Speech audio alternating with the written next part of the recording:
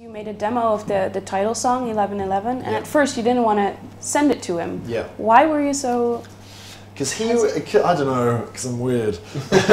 He was, Tom, like we're really good friends, all of us, and he was always saying, you know, send me when you've got new stuff, send me the new stuff. And I guess I just didn't want to, like, until I was like ready to have people involved outside of Mike and Jim, I didn't want to give anything to anyone. So he kept on asking me for songs, and I kept on being like, oh yeah, I just haven't really written anything. Whereas there was actually like most of the album there. And I remember it was my manager eventually, he sent Tom the demo of 1111 and a couple of others, and Tom like rang me up, and I was like, oh hey man, he was like, what the fuck? Like, he was really pissed that I hadn't sent him anything and like I'd been hiding stuff, but I don't know, I kind of just wanted him to hear it when it was like more of a group of songs rather than, you know. Because you also worked with Tom on Nature. Yeah. What makes a collaboration between you guys and Tom so well? I think like Tom's just so similar personality-wise. It's just like if we weren't doing this, we'd be hanging out in the pub. Yeah. I think like we would all be friends outside of this, without a doubt. Yeah, and he's like our age, and he's into the same bands, and like, so like we're just, you know, like Jim said, we get on, so it's just really easy. So like when we were in the studio making 1111, it was so fun because it was just four of us just like hanging out, being like, oh, do you love that bit on Deftones when it's really heavy, and oh yeah, let's do it like that or whatever. Like it was just, you know, we were just having a lot of fun with it. Not that making records of my own previous to this record wasn't fun. It's just kind of like, I guess it's like more stressful because you have like 4 people's or 3 people's work to do. Whereas this time, because we were all there, it was just like, it's kind of easy. But yeah, one weird thing actually, when we were in pre-production for 1111 with Tom, you know that CD I was telling you about that my mum had of like 30 different rock songs? I was talking about a couple of tracks on that, and I was like, I couldn't remember about the CD, and I was like, yeah, my mum used to have this like album with loads of rock bands that were really good, and it had this song and that song, and I can't really remember anything else. And Tom was like, did it have this song and that song and this song? And I was like, yeah, and he was like, holy shit, like I listened to the same rock album when I was like 6 or whatever. So we were like listening to the same stuff like literally forever, which is kind of cool. Yeah. So in the title song, 1111, how did that one come about? Like how did that one... So, I mean, I guess the 1111 thing came from when we were touring for like a year and a half, and that became a thing because we all started seeing 1111 everywhere. In what way? Well, I think it's every time you'd look at anything on your phone, it would be 11 minutes past 11. Yeah. Or we'd go to catch a train or a flight and like, we're on platform 11. Yeah. And we've had to go through door 11 to get here. So you're like looking at it, it says 11 there and then 11 there, and you're like... Yeah, that was Japan, I think. It becomes a really weird, coincidental, repetitive thing. So we'd start screenshotting it and sending it to all us, like this group of people back home and things. Yeah, like our whole touring party started to see it, and all of us in the band, like, we'd catch a train at 11, or we'd get off at platform 11, or we'd board a plane at like gate 11. And there's a photograph of me walking through a gate at an airport, and it's gate 11, and it's just a random photograph, but like the gate that we're walking through says 11, and then the doorway that we sort of, you know, the tunnel to the plane, it is in the distance, and that says 11. So in the photograph, it's like 1111. And like when we went to the Taj Mahal in India, and there's this huge gate.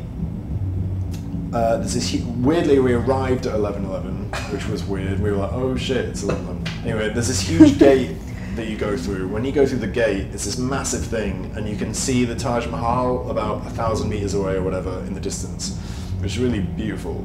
But the guy that was giving us a tour was like, yeah, when you walk under the gate on the entrance, you'll pass under 11 spires, and when you exit the gate on the other side, you'll exit through 11 spires. And we were like, 1111. I mean, that could have been any number. Of course, it would be 1111. I don't know. So anyway, it just became a massive thing. It became a huge thing to us. And then I wrote 1111 that was just the first song that I kind of wrote, and I was like, that sounds and feels like kind of where I want the album to be. Yeah. And weirdly, when I record songs, how I record, there's a thing at the top of my computer that when a song starts, it counts the bars, and that was 1 1 1 1. I don't know. There's loads of weird. So anyway, I wrote that about that kind of whole period or whatever. So that's how it came about. And when it comes to songwriting, do you always do the songwriting, or is it like a group thing? I mean, yeah, I write the songs, and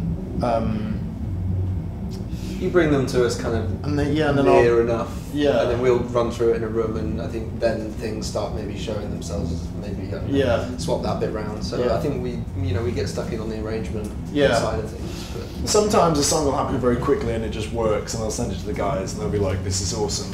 But then, like on 11/11, there was a bunch of songs that we took into the room. We were like, "This is awesome," but I don't know. We'd be playing through, and Mike and Jim would sort of be screwing around and do something that I hadn't done. It was like, "Oh, that's awesome," or whatever, so we kind of, like Jim says, we kind of play around with them until they feel right. Mm-hmm. Sometimes a song, when you write it or record it in a room, is awesome, but when you actually come to play it, you're like, oh, you could get so much more out of that song or whatever. So it just depends how it feels, I guess. Yeah, because when it comes to the process of recording the album, I read somewhere that the drum track was done in 2 days. Yeah, Mike. And then the rest just came along? Yeah, so we'd originally planned, I'd planned with Tom, I was like, I'd really like it if we could kind of do a track by track. So every day we would record the drum track, and then the bass and the guitar, and it may be a vocal. So kind of every day everyone would be involved, and you're kind of always doing different stuff, which is exciting and fun. And everyone was on board with that. And then when we started recording drums, Mike was just so on point that he did all the songs in 2 days, just straight off the bat, which is incredible. Tom was like, we kind of can't stop recording because it sounds too good. So, I mean, some of the songs on the record, he literally did once and it was right, and then we were like, we're happy with that. So we ended up doing everything in 2 days. It was weird. Weren't you worried about your fans when it comes to the song, since the sound is so different from the previous albums? Not really, because I think you have to stay, you can't be writing music thinking about what people want. Surely you have to write music because of what you want to do, and if people like it, and if they don't, they don't. So it's not like we wanted to disregard our fans at all. We're super grateful for the fact that people support us and stuff. But we wanted to make the record we wanted to make, and we were pretty sure that people would like it. But I guess that's a gamble. And you've already started working on a new project, right? Or writing new songs? Oh yeah, for sure. Is it in the same sound as the last S1111? Yeah, I guess. I think 1111's as a band taught us quite a lot about what we want to be or how we want to play or what we want to sound like. So new stuff will definitely be a progression from 1111, in the same vein, but I think albums are always a progression. But at the same time, 1111, I just write a lot of songs. 1111 is coming out in Europe in August, so it's not even out yet, so I have to kind of pace myself, I guess. Yeah, because why is that actually? Because it's already out in the UK? Yeah, so, which is so annoying, we originally wanted to release globally, so that would be the UK, Europe, Australia, North America, Japan, India, do everywhere all at once, and then just kind of, because of just sort of record label-y stuff that I guess to us is kind of boring, but it has to be dealt with or whatever. That meant that we had to delay North America and Europe until August. So it's a bummer, but we're kind of just still happy that we're actually being able to release globally. For us, that's awesome. Yeah. So I usually never ask this question, but I've heard you guys saying this in a lot of interviews, that it's really different to play in Japan. Yeah. Why is that? Well, the sort of reactions to songs is so intense for 5 seconds maybe, and the room goes totally silent. Yeah, even if you're in a room that holds like 10,000 people. You can hear your own footsteps walking around on the stage. It's that super weird. Quiet. They're just really respectful.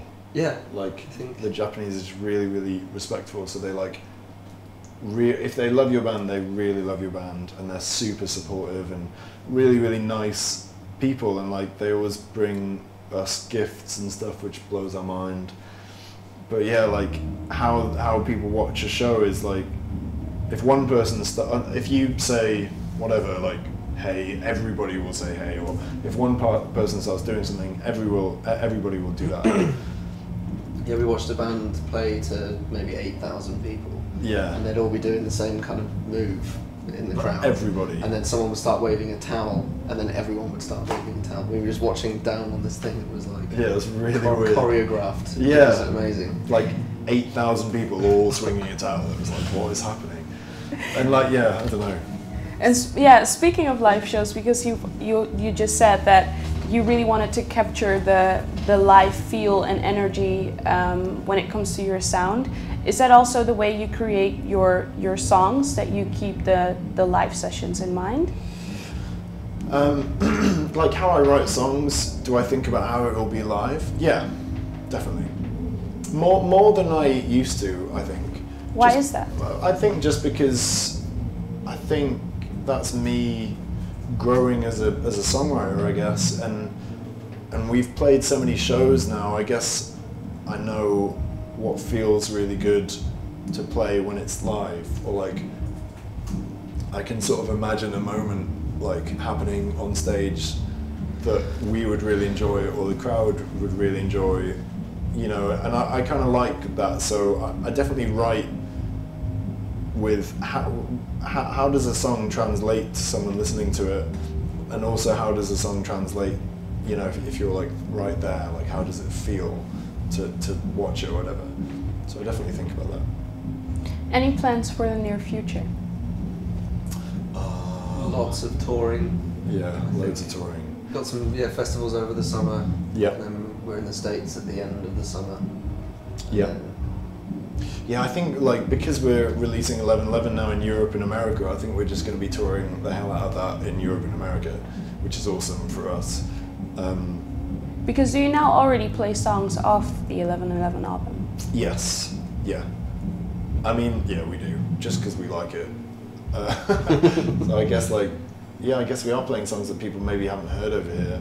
But that's cool. Like August will come around and everyone will know the songs. So I think we'll be like, yeah, from summer onwards to the end of the year, we'll be touring Europe and America quite heavily, which will be cool. Well, I want to thank you for your time. Our pleasure.